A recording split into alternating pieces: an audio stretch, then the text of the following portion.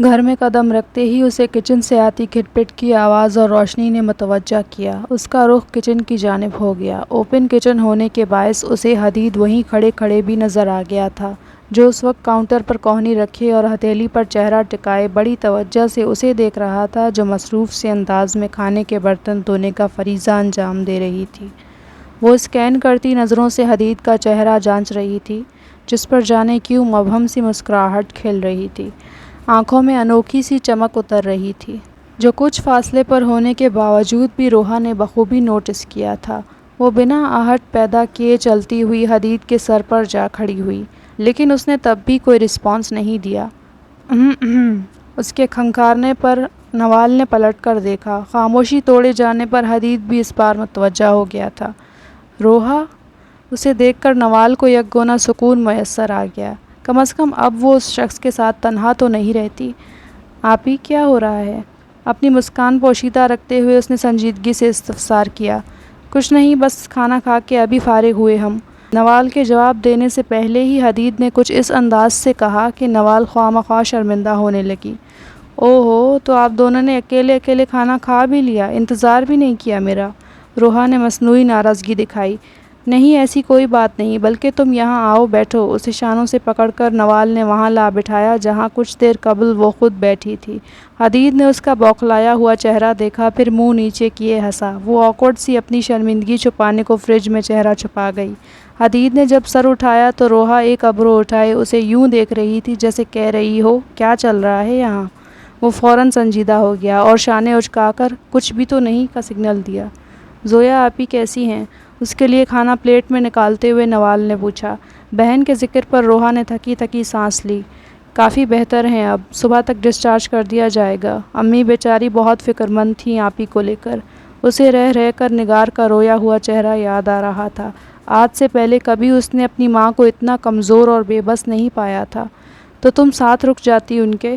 حدید نے ہی مشورہ دیا۔ نوال نے اس بات پر پیشانی پر بل لیے اسے دیکھا۔ میں نے کہا بھی تھا، لیکن انہوں نے منع کر دیا، کہا کہ میرے ایگزامز نزدیک ہیں، اس لیے مجھے پڑھائی پر دھیان دینا چاہیے۔ وہ اداس سی بتا رہی تھی۔ خالہ ماں نے بالکل صحیح کہا، اور پھر ایک ہی رات کی تو بات ہے۔ نگار سعید اتنی باہمت ضرور ہیں کہ انہیں ہم میں سے کسی کے کمزور سہارے کی ضرورت نہیں پیش آئے گی، نوال نے فخریہ کہا۔ وہ نگار کو ہمیشہ ایک آئیڈیل انسان کے طور پر دیکھتی تھی۔ روحا بھی اس کی بات پر مسکرا دی۔ وہ جو ان کو اکیلے چھوڑ آنے پر گلٹ محسوس کر رہی تھی، اب قدرے بہتر محسوس کرنے لگی۔ وہ کھانے میں مصروف ہو گئی۔ تب نوال نے حدید کو دیکھا جو موبائل اسکرین کی جانب متوجہ ہو چکا تھا۔ آپ سونے جا سکتے ہیں، روحا آ گئی ہے، اس لیے مجھے بالکل کوئی ڈر و خوف نہیں ہے، اس نے جتاتے ہوئے کہا۔ حدید نے ہاتھ روک کر اسے دیکھا۔ بڑی ہی کوئی ناشکری قسم کی ہو تم تو۔ اتنی دیر سے جب اکیلی تھی تب تو مجھے ایک پل بھی اپنے پاس سے ہٹنے نہیں دیا، اور اب جب تمہیں کسی اور کی کمپنی مل رہی ہے تو مجھے بھگانا چاہ رہی؟ حدید نے اسے روحا کے سامنے اچھا خاصا ذلیل کر ڈالا تھا، ایسا نوال صاحبہ کو اس پر لگ رہا تھا، جبکہ روحا تو کھانا کھاتے ہوئے ان کی تکرار سے لطف اندوز ہو رہی تھی۔ میں نے روکے رکھا آپ کو؟ آپ تو خود اپنی مرضی سے۔ بس اب رہنے دو، صفائی دینے کی کوئی ضرورت نہیں ہے، میں جا رہا ہوں۔ اس کی بات مکمل ہونے سے قبل ہی حدید اپنی کہہ کر وہاں سے اٹھ گیا۔ میں نے آپ کو بالکل نہیں روکا تھا، مگر وہاں وہ سننے کے لیے تھا ہی کب؟ سمجھتے کیا ہیں وہ خود کو؟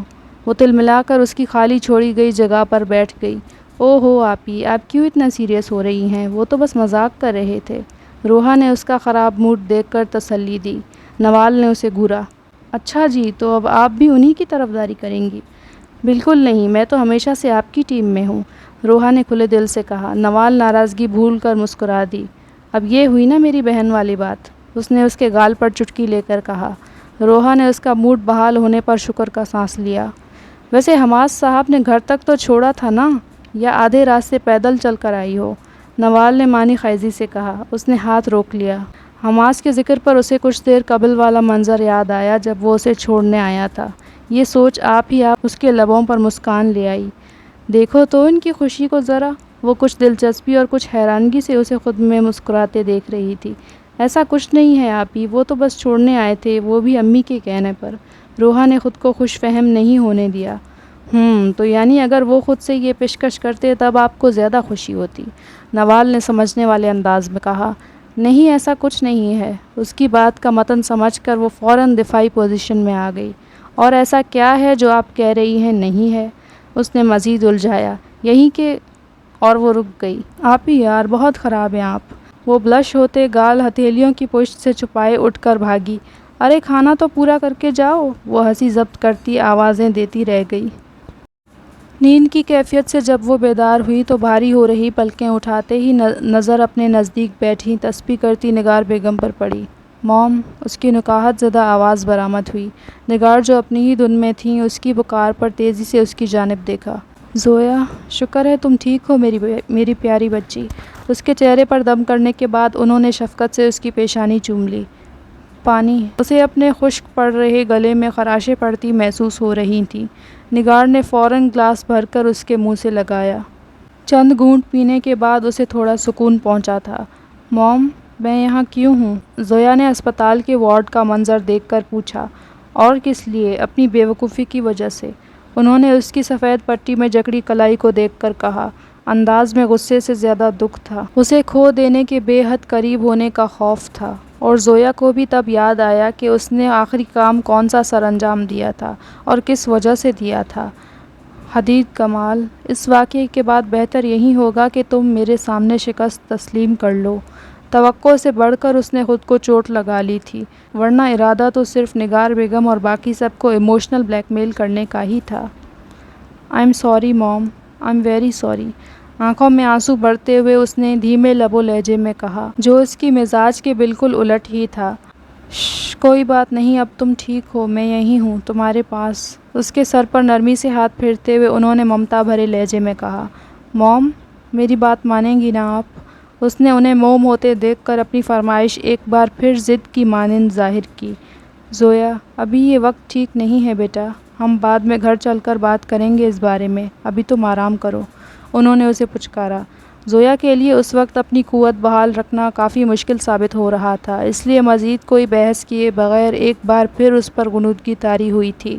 نگار اس کے زرد پڑ چکے چہرے کو تکتی کوئی ایسا طریقہ سوچ رہی تھی جس سے کہ وہ زویا کو اس کی ضد چھوڑنے پر منا سکیں۔ دوپہر تک اسپتال کی ساری فارمیلٹیز پوری کرنے کے بعد نگار زویا کے ہمراہ گھر واپس آ چکی تھی۔ قاسم صاحب خیر خیریت دریافت کر کے جا چکے تھے۔ نوال جویریہ کی طرف گئی تھی، جبکہ روحا اپنے امتحانات کی تیاری کرنے کے لیے کمرہ بند تھی۔ زویا سکون آور دواؤں کے زیر اثر آرام کی حالت میں تھی۔ نگار بھی کل رات سے بے آرامی کا شکار رہی تھی، اس لیے نانی نے انہیں کچھ دیر آرام کرنے کو کہا۔ اماں بھی کہیں جا رہی ہیں کیا آپ؟ پروین نے انہیں کچھ چونک کر سفید رنگ کی بڑی سی چادر لیتے ہوئے دیکھا۔ تجھ سے مطلب، جا تو اپنا کام کر، نانی نے اسے جھڑک دیا۔ وہ بیچاری گھبرا کر فوراً اپنے کام میں لگ گئی۔ آئیے دادی۔ گیٹ کے باہر موجود حدید نے آگے بڑھ کر ان کا بازو تھام لیا۔ اتنی بوڑھی نہیں ہوئی ابھی میں، چل سکتی ہوں۔ ہانپتے ہوئے انہوں نے سہارا دینے پر پوتے کو ڈپٹا۔ ہاں تو میں کہاں منع کر رہا ہوں، مجھے بس اچھا لگتا ہے ایک حسین و جمیل خاتون کا یوں ہاتھ پکڑ کے چلنا، حدید نے سنجیدہ نظر آتے ہوئے کہا۔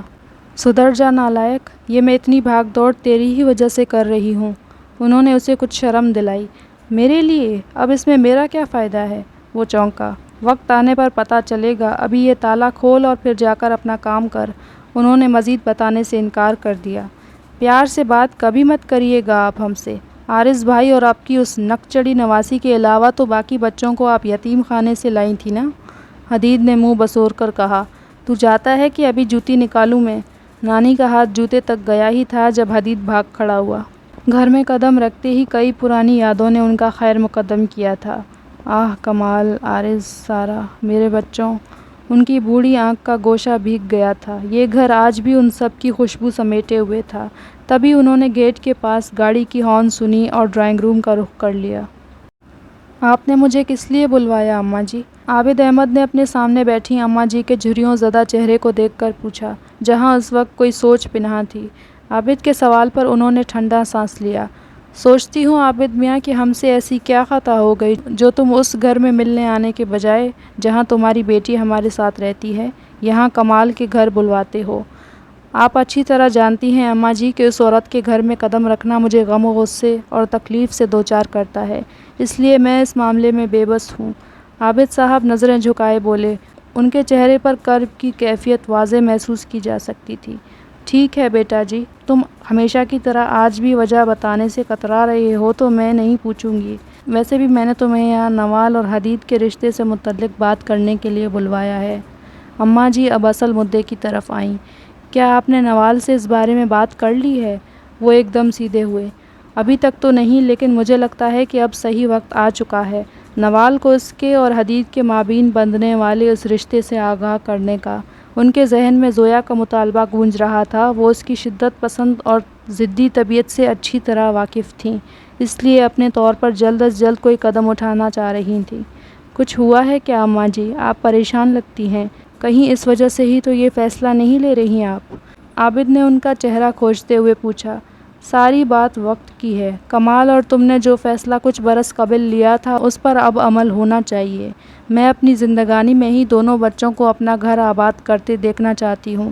عارض اور زویا کے لیے تو میری یہ خواہش پوری نہیں ہو سکی، لیکن میں حدید اور نوال کا رشتہ مضبوط ہوتے دیکھنا چاہتی ہوں۔ ان کے لہجے میں درخواست تھی۔ اماں جی آپ بس حکم کریں، میں بھی کمال کے ساتھ کیا ہوا وعدہ ایفا کرنا چاہتا ہوں۔ عارض کے انتظار میں تو وہ ساری زندگی گھلتا رہا، مگر حدید کے لیے تو کم از کم اس کی روح بے چین نہیں رہے گی۔ کمال کو یاد کرتے ہوئے ان کا لہجہ دکھ سے بھر گیا۔ بس تو پھر اب چٹ منگنی اور پٹ بیاہ کی تیاریاں کرو تم ان دونوں کی، اور دیر کرنا اب ٹھیک نہیں ہوگا۔ ان کے ذہن میں زویا کو لے کر خدشات تھے، جانے وہ کیا کرتی اب۔ جی وہ سب تو ٹھیک ہے اماں جی، لیکن کیا ہم ایک بار نوال سے یا پھر حدید سے ان کی رضامندی پوچھ نہ لیں ایک بار؟ عابد صاحب حدید کی طرف سے تو مطمئن تھے، کیونکہ ان کی تجربہ کار نظروں نے نوال کے لیے اس کی فکر کو جان لیا تھا، لیکن اب سوال خود ان کی بیٹی کی پسند کا تھا۔ تمہاری فکر جائز ہے بیٹا، نوال پہلے ہی تمہاری طرف سے بد دل ہوئی بیٹھی ہے۔ میں سمجھ سکتی ہوں کہ تم کوئی فیصلہ اس کی مرضی کے خلاف نہیں لینا چاہ رہے، اس لیے میں نے حدید کو بھیج دیا ہے اسے لینے۔ وہ آ جائے گی تو ہم اس کی مرضی بھی جان لیں گے۔ انہوں نے عابد کی مشکل حل کر دی، اور وہ جو ڈرائنگ روم میں قدم رکھنے ہی والی تھی ان کی گفتگو سن کر شاکڈ رہ گئی۔ پاس کھڑا حدید البتہ کافی مطمئن سا تھا، جیسے اسے پہلے ہی سے اس ملاقات کے مقصد کا اندازہ ہو چکا تھا۔ اگر نوال نے بھی حامی بھر لی تو ہماری ان دونوں کو ساتھ دیکھنے کی دیرینہ خواہش مکمل ہو جائے گی۔ انہوں نے چشم تصور میں اپنی بیٹی کو اس کی زندگی میں خوش باش دیکھا تھا۔ نوال کے قدم پیچھے ہٹنے کی چاہ میں لڑکھڑائے تھے۔ حدید نے بازو اس کے گرد پھیلا کر ایک محفوظ حصار قائم کر لیا۔ اس کی آنکھوں نے جس قدر حیرانگی سے حدید کو دیکھا تھا، وہ اتنی ہی پرتپش نگاہوں سمیت اسے تکتا جا رہا تھا۔ نوال کے لیے اس کی گہری سیاہ آنکھوں میں ایک سمندر کو موجزن دیکھنا اسے مزید شل کر رہا تھا۔ اس کی آنکھوں میں مچلتے جذبے اتنی شدت لیے ہوئے تھے کہ نوال کو اپنا سانس اکھڑتا محسوس ہونے لگا تھا۔